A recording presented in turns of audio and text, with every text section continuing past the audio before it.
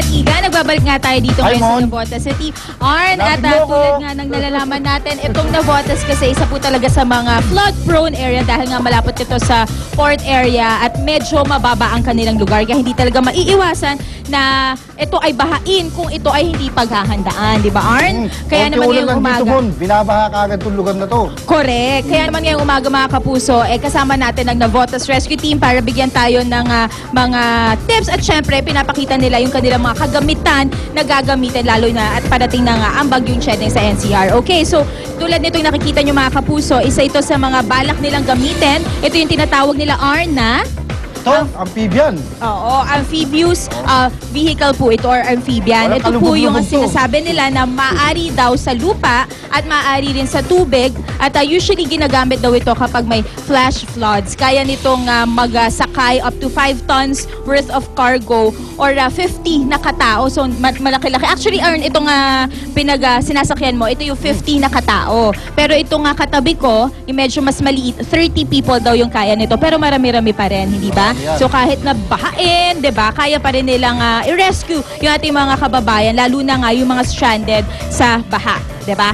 Okay. So bukod dyan, syempre meron din mga rubber boats dito sa harap ko. Ito naman para mas madaling makasuot doon sa mga maliliit na iskinita. Kung sakaling nga meron din tayong mga stranded ng mga kababayan, ayan, meron din tayo mga rubber boats at gagamitin nga nila yan para i-rescue nga kung sakaling meron tayong mga kasamang na stranded sa baha. At syempre kasama ko ngayon ang mga members ng Navotas Rescue Team. Ay nakikita nyo ginagawa nila at pinag-aaralan nila yung mga first aids na bagay lalo doon sa mga, sabi nila ginagamit nila pang immobilize nung mga sakaling magiging casualties ng bagyo. At syempre bukod dito sa mga nakikita natin mga kapuso, meron din daw silang inihandang mga CCTV camera sa bawat kanto po nitong kanilang lugar kung sakaling merong makita nga untoward incident o sakaling may stranded nga, ayan gagamitin nila yan. At meron din silang sinasabi nila mga pumping stations. Ito yung mga pumping stations mga kapuso ay parang mga sites or yung mga ginagamit nila para higupin yung baha at sakaling ito nga ay mag-overflow para ito ay ibalik sa ilog at hindi masyadong tumaas ang tubig. So ilan lamang yan sa mga kagamitan, mga equipment na ginagamit nila dito sa Navotas. At sa ating pagbabalik mga kapuso, mga tips naman na dapat tandaan lalo na nga at parating na ang bagyo.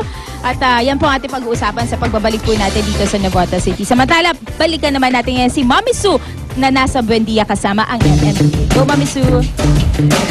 Okay, maraming salamat, Monica. Nako, ito pa mga kapuso.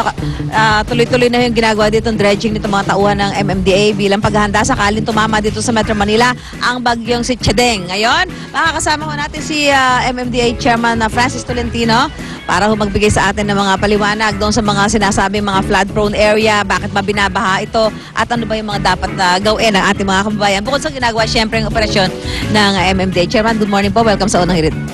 Good morning sa inyo mga viewers. So ito kinalalagyan natin ngayon, tinatawag na isa sa mga flood-prone area dito sa Metro Manila. Bakit po ito tinawag na flood-prone area? Historically po, ito po yung area na laging binabaha. Ito po nga nasasakupan ng Estero 3 Patigalina at lahat po ng records natin ay pati yung magpapatunay na talagang ito ay laging susceptible sa flooding at maging ang ating mga drainage laterals po rito ay medyo damaged na po yon at kaya po ito yung isa sa ating mga tinututukan. Meron po tayong 8 area sa Metro Manila na tinututukan at bumuo tayo ngayon for the first time ng team ng traffic enforcers, yung ating mga flood control engineers, kasama po ang Sandatahang Lakas ng Pilipinas. Hindi na po sila alis dito hanggat hindi nakakaalis yung bagyong Chedeng. Okay. Chairman, pag sinabing flood-prone area, yung isang lugar, gaano katindi yung pagbabaha doon? At yun kailangan tutukan talaga ng mga ahensya ng gobyerno? Ito po yung sa unang bugso ng ulan, mataas kagad ang tubig at kahit po mag-subside sa loob ng isang oras, nakakadulot po ito ng inconvenience sa ating mga motorista. At ito rin po yung kalimitan, mas marami tayong informal settlers.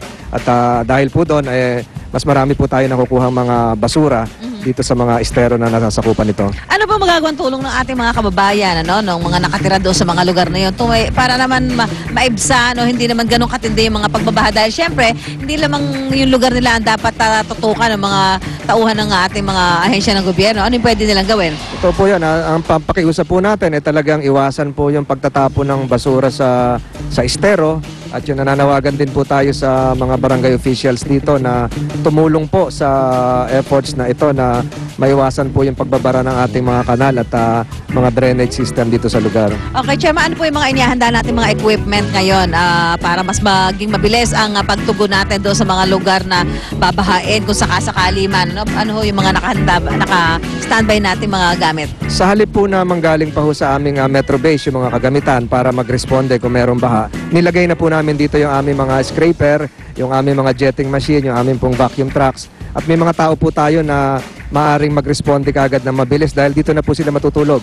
At ganun din po dun sa mga ibang areas na na-identify natin. Wala na pong alisan yon. Kung sakaling bumahaman, nandun po sila. Sila po direkto kaagad na tutulong at yung mga traffic enforcers po natin dito na rin po matutulog.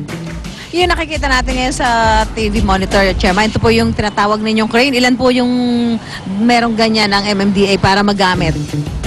Sa ngayon po, meron tayo nakadeploy na 4 na malalaking cranes doon sa mga flood-prone areas. At bukod po doon, gumagana po lahat yung ating mga pumping stations, yung mga conveyor belts natin. Ito po ay pangkuha ng basura. Pero kagaya po ng sinabi ko kanina, dapat po siguro yung mga kababayan natin ay hindi magtapon ng basura sa mga naturang lugar. Dahil talaga nakikita natin, yan naman ho halos taon-taon na nililinis, di ba? Dinedredge yan, tinatanggalan ng mga basura. Pero taon-taon, ganun din karami nakuha ang basura. Regular po maintenance natin po dyan. Hindi po taon-taon, Susan. Halos sa weekly po may operation kami dito. Pero ganun din po karami yung basurang nakukuha. Kahit pa lagi ninyong ginagawa ng paglilinis. Yung tinatawag na vacuum and setting mechanical scraper. Yun po yung jetting machine po natin, yun po yung panghigop na talaga. Kung sakaling meron pong baradong lugar o kaya bumaha na isang kalye, kagaya po dito sa Buendia, nakaredy po yan para higupin yung tubig at nang sa ganun po makadaan po yung ating mga motorista. Pero meron po tayong dinevise na traffic rerouting plan kung sakali. Kaya yung ating mga enforcers po nandito na rin ngayon. Kung makikita ho ng mga kababayan natin doon sa lugar nila talagang problematic na at medyo nagpapanik na sila, pwede ipagbigay alam sa inyong tanggapan para ho makapunta kayo? Tama po yun. Nakabukas po yung aming Metro Base 136 po ang idadial lang. Pero ang kagandahan po dito sa yung flood prone areas na in-identify natin, meron po tayong flood control bayanihan zone kung saan po kahit yung mga civic-minded citizens ay kasali. Okay, maraming salamat po si Chairman Francis Tolentino ng MMDA. So, tuloy-tuloy na ho siya yung pagbibigay ng briefing dito sa mga tauhan ng MMDA bilang paghahanda sakaling tumama sa Metro Manila itong bagyong si Chedex dahil sabi nga ni Chairman, hindi na dapat maulit pa ang Ondoy. Samantala, mamaya pagbabalik namin, papakita ho namin sa inyo yung mga equipment pa rin ng ating mga rescue team mula dito sa MMDA. Mula po rito sa Buendia Bridge, Makati. Back to studio po tayo.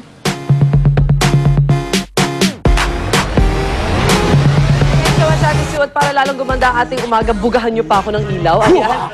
Narito at bumisita sa ating tambayan na isang napakaganda nating kapuso. Yes, there you go. Hindi po kami yun. Here she is. Mula sa lahi ng mga beauty queens. Walang iba kundi si Miss Isabel Daza. Good morning, Isabel. Lovely. Good morning. Good morning. Yes, matching tayo Matching tayo, syempre, dahil meron tayong... Partners kayo eh.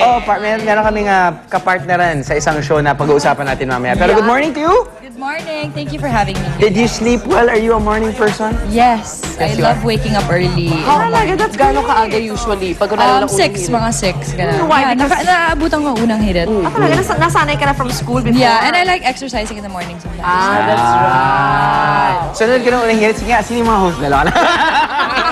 Isa-isa ito. Just kidding. Naglagan na. Kasama merit name. Ayan. Okay, so, syempre, handa ka na bang makitambay sa unang hirit ngayong umaga? Yes, I'm excited. Excited na rin kami makasama at lahat ng mga cameraman namin bigla nadagdagan. Ang dami na lang kayo. Dumadami lagi tayo mga dito. At sa aming pagbabalik ba magluluto naman tayo kasama si Isabel. Tama! Tama-tama. Okay. So, marunong ka ba magluto? Yes, marunong ako magluto. Siyempre, may Daza side, diba? Ano? Oo We nga also naman. cook a little bit. Oh my God! I totally Ano ba forgot kayo about that. nagluluto ka na rin? Minsan-minsan. Oo, Daza eh. Hindi pwedeng hindi marunong. Tama. Kaya mga kapuso ngayon, ulan naman. Yes. At syempre, we're gonna cook something special for Yan. them. Sopas. Lutong sopas. Do you like sopas? I love sopas. Does anyone make sopas for you in the morning? Yung my lola. I sleep with my lola. Alright. So, abangan niyo po yan mamaya sa pagbabalik ng Unang Hits! Sopas for you. On the Playboy she ain't no actress. The movie for my mattress. Rockstar, none of that practice, but still she got her mattress. She ain't no rock star, but she got groupies. She ain't no actress, but she make movies.